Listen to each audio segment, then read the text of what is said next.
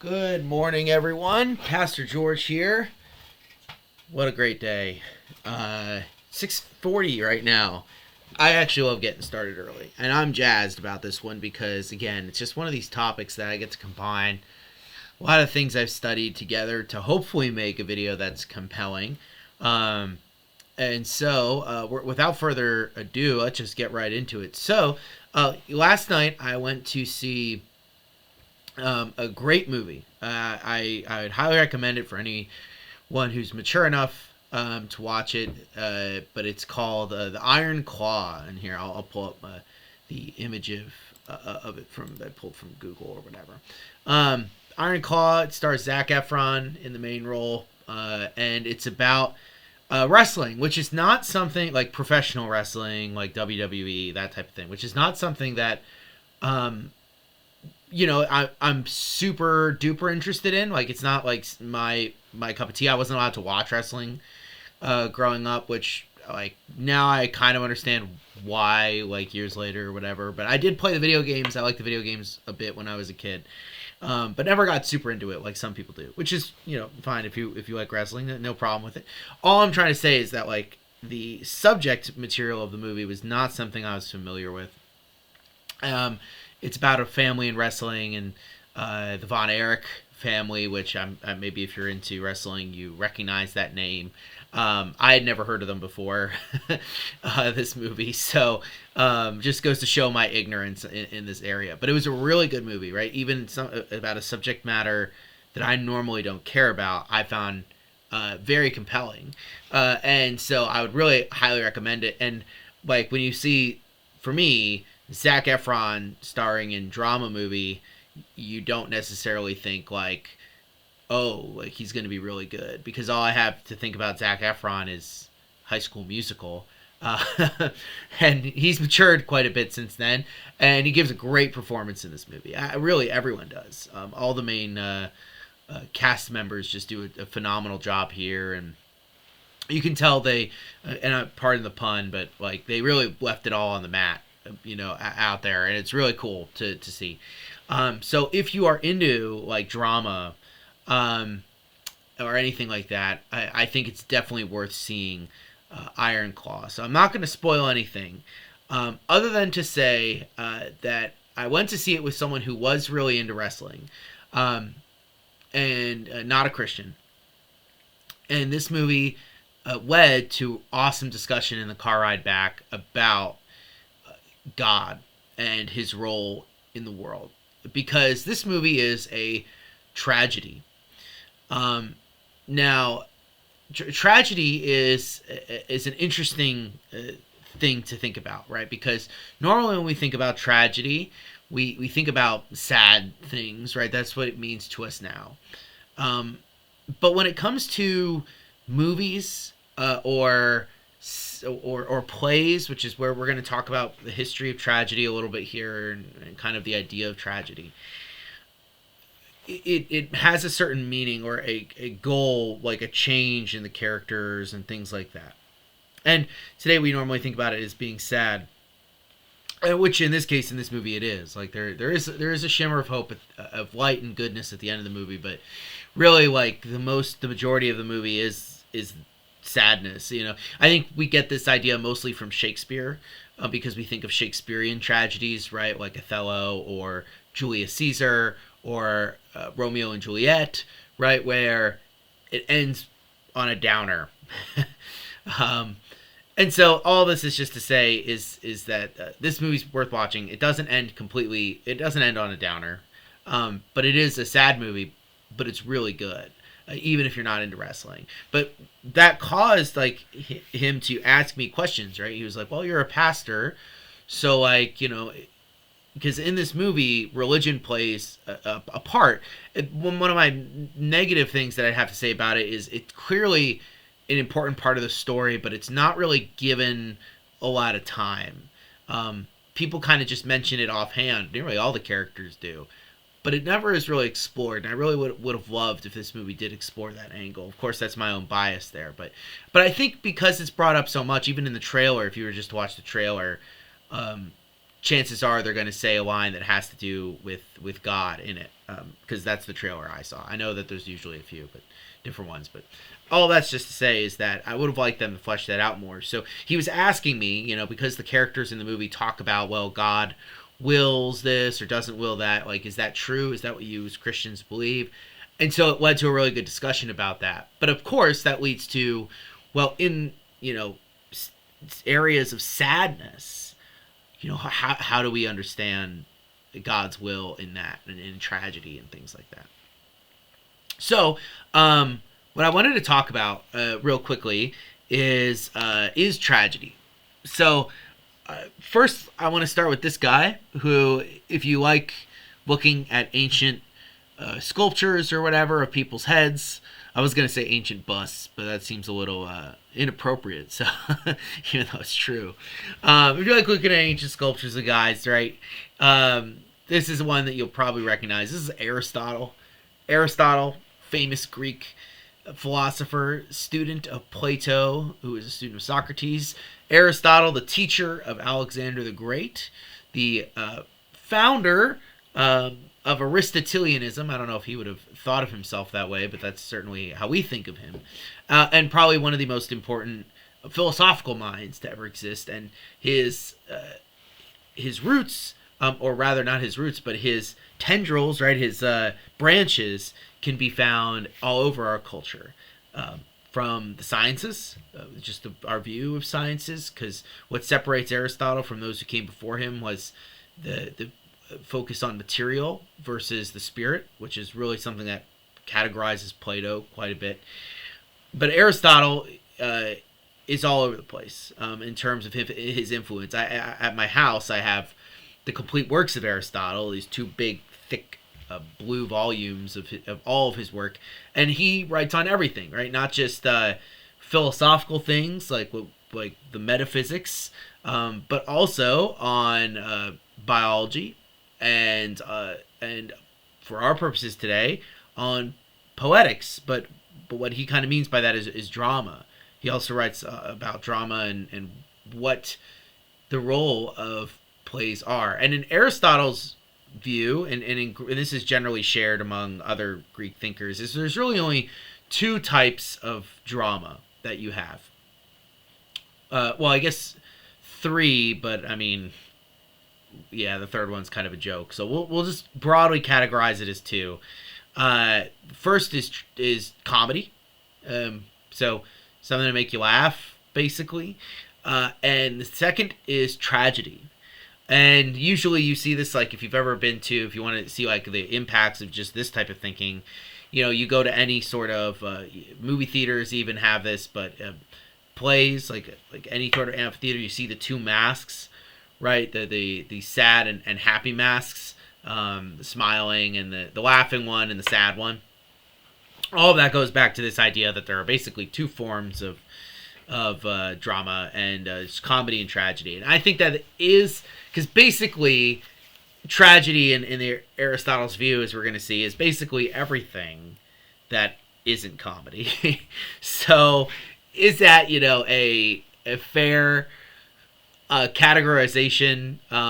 Maybe in the ancient Greek world, but I think because we've expanded so much our view of story, that changes. But anyway, Aristotle says that any tragedy has to look like this. And he doesn't obviously draw a graph. He talks about it, but people have drawn graphs. So you can see, right, he has a plot structure. And if you're an English teacher, you might already see some similarities, even if you've never studied Aristotle before. But we're going to look at that, right? So there's a beginning, middle, end of a play. And it always begins with an inciting incident. There's action, right? Unfolding chain of events. There's a plot reversal, a change of fortune, a recognition, right? That major turning point, some point in the story. And then for Aristotle, there's pity and fear. There's action towards the end of the play. And then there's what he calls catharsis, but like the end of pity and fear, basically the end of the story, right?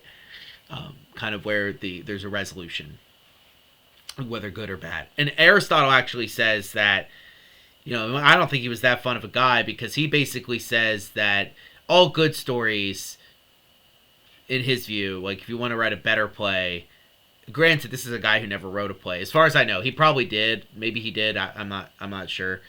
But he said that as a critic, like as someone who's looking at it, that he prefers plays that have a good person turn bad or experience personal misfortune, and it ends kind of on a downer, because he says pity is a better like way to feel for someone. It engenders kind feelings towards that character, rather than someone experiencing a positive ending, which he says, people. I don't think that's the case personally, but that's his own take.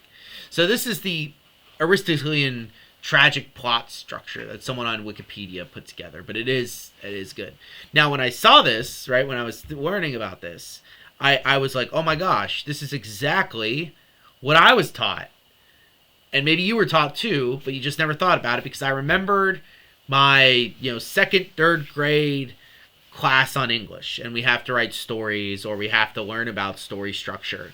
And this is the graph that I saw, something very close to this, right?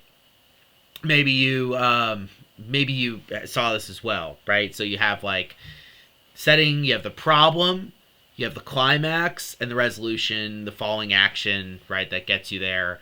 Like, this is the general Western story structure that we see all over our media, right? This is an episode of a TV show, in short. This is a movie, in short, right? This is a play, in short. Now, I'm sure there's all sorts of, among people who study English, all sorts of way of problematizing this and tearing this apart and things like that. But you can see, right, just in the way it looks, that there is a similarity between what Aristotle wrote a long time ago and the way that we teach story structure now. All this is to say that Aristotle has a big impact on this, right? Now, so this tragedy, right, is a change of a character, but ends on a downer, and it's usually meant to invoke pity into the person who we are feeling for. Which a lot of the tragedies that I'm sure you can name are like that. That there is this pity that's there.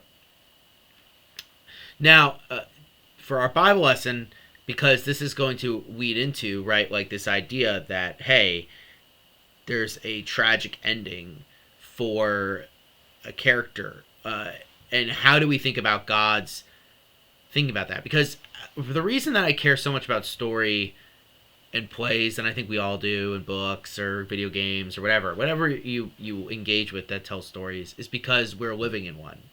I don't mean that in the sense of like we're in a simulation or something like that, but the way that Christians view history is that, like, God has a purpose for the things that are going on. And you see this in the Bible, right? The Bible has a lot of history in it.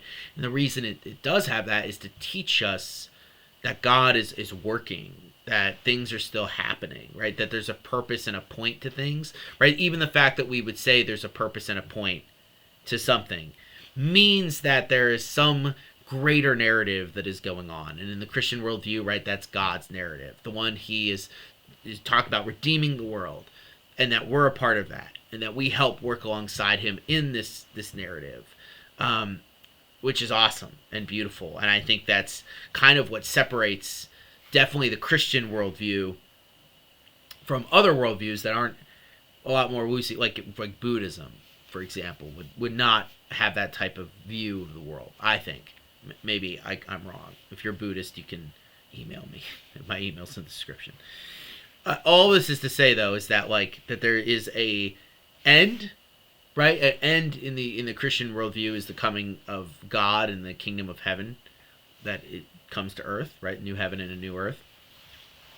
But there's a lot of stuff that gets us up to that, and a lot in our own lives that we see happen that's bad. And so that's what reminds me, right? When you go to see a movie like The Iron Claw, and lots of bad stuff happens in it, and sad, really. It's like, well, what's God's purpose in that? And that was my friend's question to me. What is the purpose in these things?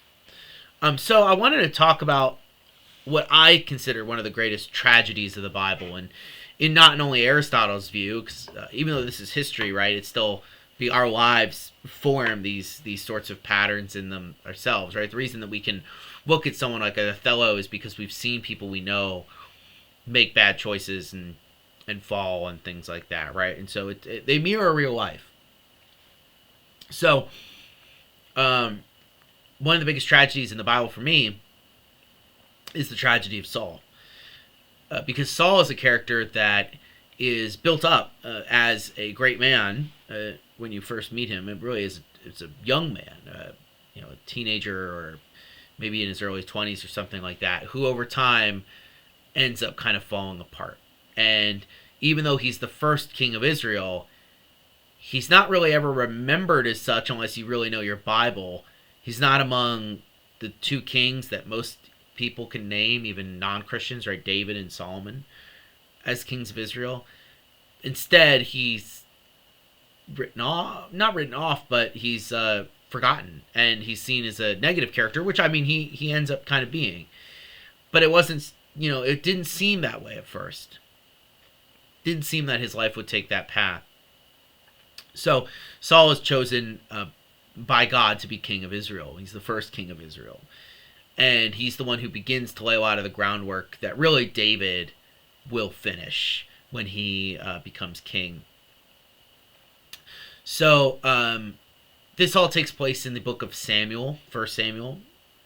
And this is the Lord rejecting Saul as king. Now, Saul had done a few things already that kind of showed that he maybe wasn't thinking about God first and foremost, right? Now that he had become a king, he was interested in other things, things that worldly leaders are sometimes interested in. And there's the prophet Samuel, who's the last judge of the Israelites, who are leaders before the kings.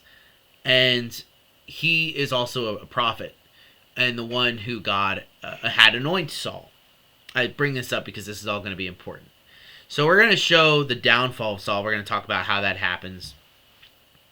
And we're just going to look at the passages, and then we're going to talk a little bit about God's purposes and plans. So this is what it says. It says, Samuel said to Saul, I am the one the Lord sent to anoint you king over his people Israel. So listen now to the message from the Lord. This is what the Lord Almighty says. I will punish the Amalekites for what they did to Israel when they waylaid them as they came up from Egypt. Now go attack the Amalekites and totally destroy all that belongs to them. Do not spare them. Put to death men, women, children, and infants, cattle and sheep, camels and donkeys. So, obviously, this is a hardcore thing for God to ask. Now, this is something that happens in the Old Testament. This is something called herem. You actually see the footnote here. The Hebrew term refers to irrevocably giving over things or persons to the Lord, often by totally destroying them, and then it gives other verses in this where it's used. And I'm not going to focus too much on that, but all of this is to say is the Amalekites are this pagan people that attack the Israelites and also do these abominable practices, and so the Lord says if Israel is going to follow him, they have to do away with these things and bring judgment and justice upon those who practice evil deeds. And so Saul's job is to do that. So Saul goes, he fights the Amalekites. And this is a few verses later. It says, Then Saul attacked the Amalekites all the way from Havilah to Shur, near the eastern border of Egypt. He took Agag, king of the Amalekites, alive, and his people he totally destroyed with the sword. But Saul and his army spared Agag and the best of the sheep and cattle, the fat calves and lambs, everything that was good. They were unwilling to destroy completely, but everything that was despised and weak they totally destroyed. So Saul goes, and he does almost everything that the Lord commands, right? I mean, I think it's interesting from our reading here, right, that probably the most difficult part about this thing up here is the kids, right, the children and the infants. Cattle, sheep, camels, and donkeys, not that big of a deal to most of us, but he kills everyone besides the livestock, sheep and cattle, fat calves and lambs, and the king, King Agag. And there's different understandings of why he might have not have killed the king. Probably has to do with, seeking some sort of benefit, right? Monetary benefit or some sort of benefit from having him around as a puppet or something like that, right? But it seems here, right, that Saul is motivated by worldly desires, right? He keeps the best animals for himself and stuff like that. So not a good thing to do. He disobeys the Lord, and and and this is going to come to haunt him. So a few verses later, well, we've had Samuel come, and he learns that Saul has not done what he's supposed to. So Samuel begins berating Saul. They get into a thing, and then he says, you have been rejected. God is rejecting you as king. And this is what Saul says. He says, but I did obey the Lord. I went on the mission the Lord assigned me. I completely destroyed the Amalekites and brought back Agag, their king. The soldiers took sheep and cattle from plunder, the best of what was devoted to God, in order to sacrifice them to the Lord your God at Gilgal. But Samuel replied, does the Lord delight in burnt offerings and sacrifices as much as in obeying the Lord? To obey is better than sacrifice, and to heed is better than the fat of rams. For rebellion is like the sin of divination, and arrogance like the evil of idolatry. Because you have rejected the word of the Lord, he has rejected you as king. Then Saul said to Samuel, I have sinned. I have violated the Lord's commands and your instructions. I was afraid of men, and so I gave in to them. Now I beg you, forgive my sin and come back with me so that I may worship the Lord. But Samuel said to him, I will not go back with you. You have rejected the word of the Lord, and the Lord has rejected you as king over Israel. Now, there's lots of interesting stuff in here. If you know this story, you probably realize that in this little prophetic piece of thing that Samuel says, he says, for rebellion is like the sin of divination, and the arrogance like the evil of idolatry. You'll notice that that's something that Saul later does. He engages in divination when he tries to talk to Samuel by bringing him back from the dead through a medium. But here you see, right, that like Saul kind of explains his reasoning, right? He's like, oh, I brought this. I was going to do it especially for you at Gilgal. Now, of course, I would. There's a lot of debate, again, about whether Saul was being genuine here, if this is a genuine thing that he wanted to do, or not. It seems, though, that, like, he does admit that he let the soldiers keep the sheep and cattle as plunder.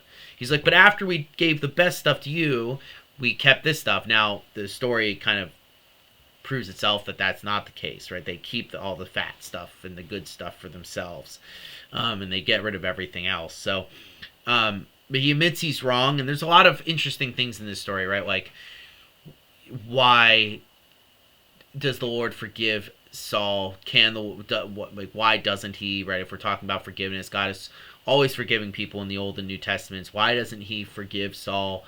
I think it has less to do with that, more with saying, that Saul has lost his ability to kind of lead, and he's not going to be king anymore. And this is a sad part of the Bible, because Saul is built up as this great guy, but he falls, right? This is a tragedy of Saul. And so I remember going through a Bible study on this. This is a depiction, I guess, of someone drew of this. I don't know how historically accurate it is, but it works for our purposes.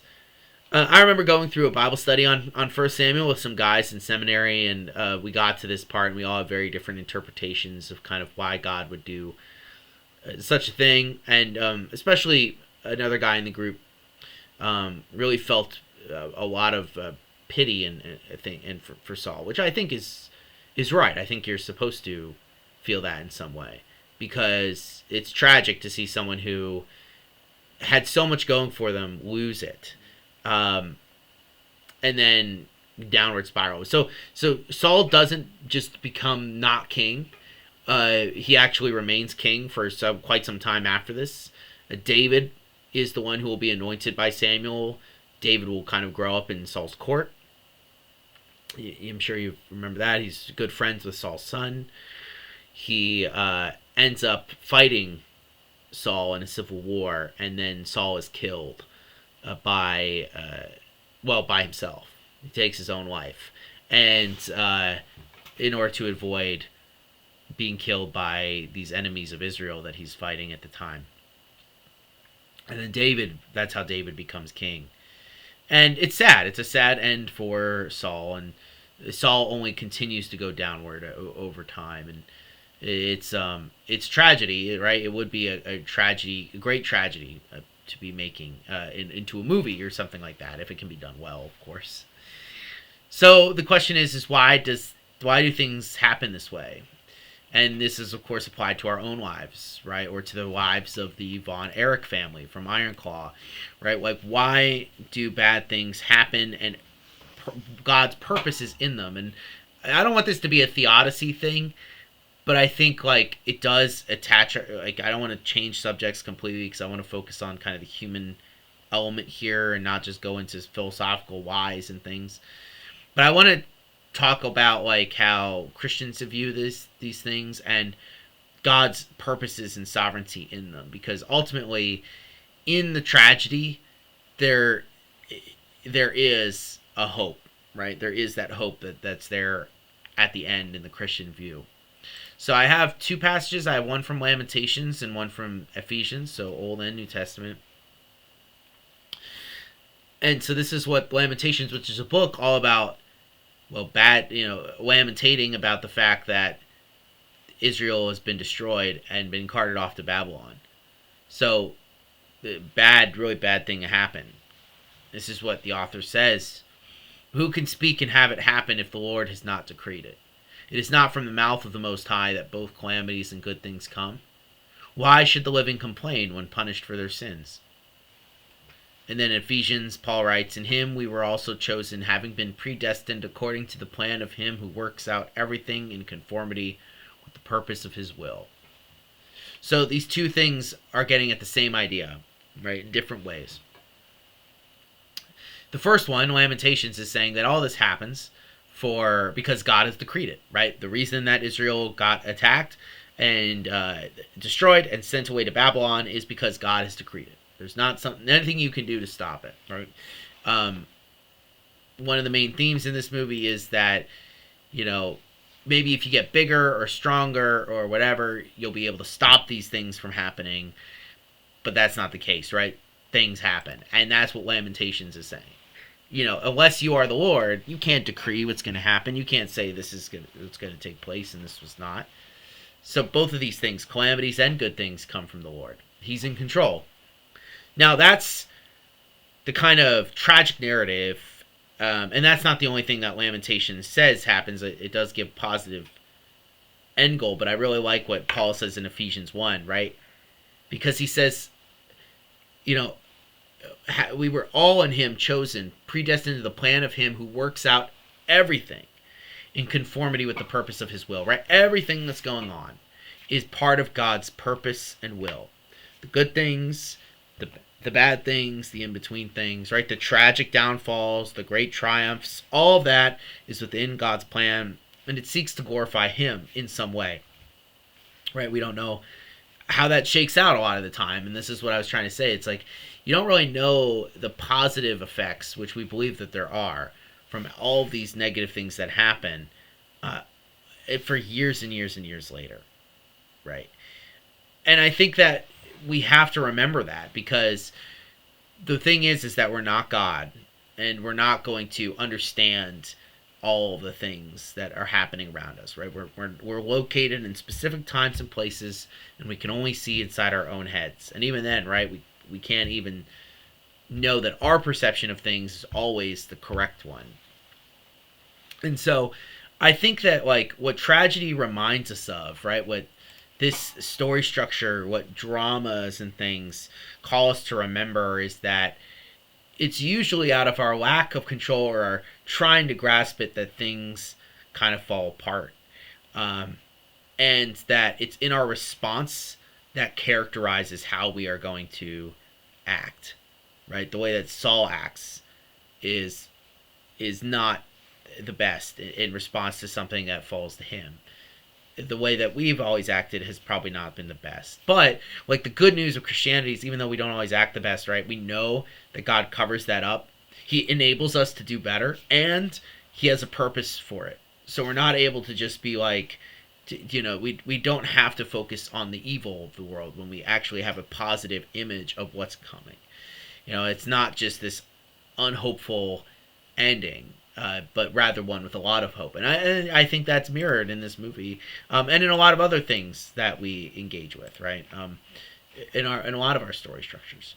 So that's all I wanted to talk about today. I hope you guys enjoyed this little talk about drama and the Bible and all sorts of stuff. And if you want to see Iron Claw, check out the trailer and then go see it, because it was playing in the theater with like, let me see, maybe like 24 seats. Is like one of those small theaters because it's more of like an independent film, so it's not going to get any of the big seats, but it's really worth seeing if you're into movies. So I hope you guys have a wonderful rest of your Thursday. I'll see you on Sunday for worship.